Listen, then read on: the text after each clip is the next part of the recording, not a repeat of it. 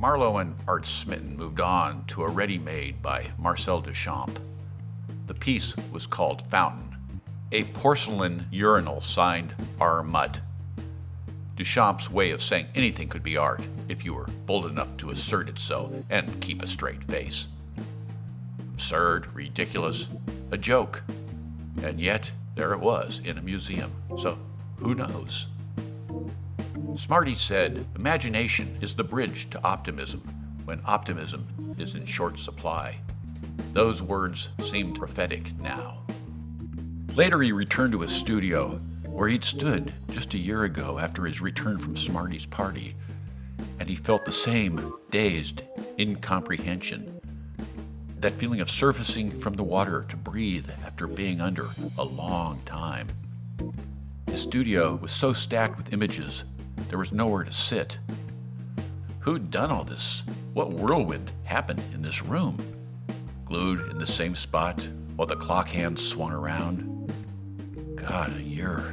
And then on the walls, Bunny and Bester, close as lips to teeth, close as 20 to 8.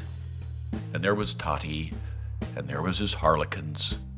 And it seemed he now knew a little more clearly what he was creating. It was a movie about art, about a dance. That was a poem told in prose. That was a play with music about a cabaret in a future time, in a future place, that rhymed with an older time and an older place, and was a lot like now, where everything was weird. The future informs the past informs the future. Time for Marlowe to paint again. The winter had been wet, and he had been laboring over this account, trying to find some clarity, because clarity was necessary before proceeding further. Enough time had passed since he'd looked at what he'd done in the summer and fall. Paintings were stacked like rugs. He looked and was not filled with a sense of accomplishment. Most of what he was looking at, he'd paint over. What he liked, he separated into a smaller stack. Now he knew more, would do better, would progress. Every poet worthy of the calling hopes their poems will live after they are gone. Every true painter feels the same. It is vanity. Marlowe looked at his art. On one painting were the words, boiled fruit bat, fresh daily. Marlowe never considered who might hang a painting such as this on their wall. But who knows? And when Marlowe stepped in the studio, he now knew what the art was hinting at. This was to say, Marlowe allowed himself to paint for the pleasure of learning more. Love Token Alley, 10 cents get you in. Marlowe had only seen a glimpse, but he'd seen something. Charlie Tramp. The Little Trump closed his show to raves and got out before the partition got funded. One-way ticket, steamer compartment, outward ocean-facing berth. Never back a loser, said the tramp. 100 days have passed, 1360 to the next election. But who is counting? Marlowe adjusted to the new abnormal, and as the ex-president said, it is not the end of the world until it is the end of the world. Marlowe was seeking to understand life as a collection of moments.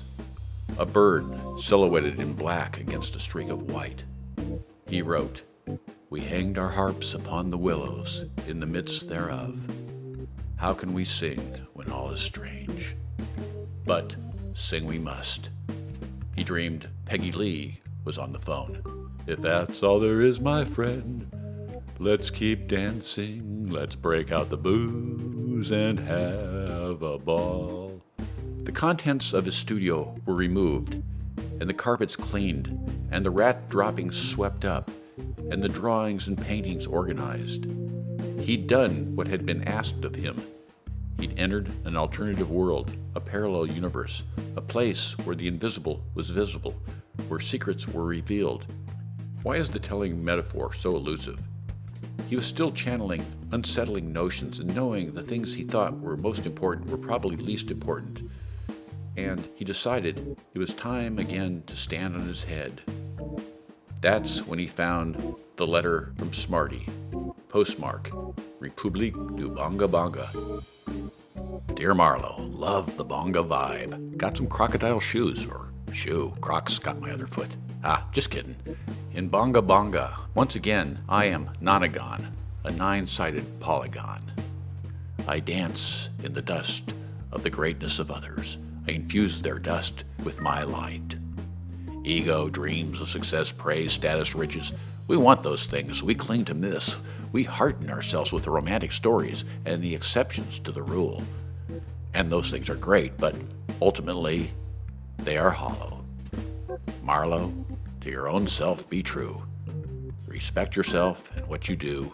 Show generosity and charity to the artist. In this case, you. Suppose some high purpose, some high-minded integrity. This requires less self-effacement, less self-doubt, less self-loathing, less insecurity, less self-mockery. To do this important, unimportant work, the artist must embrace an enhanced sense of self-respect, antithetical to your usual glib approach.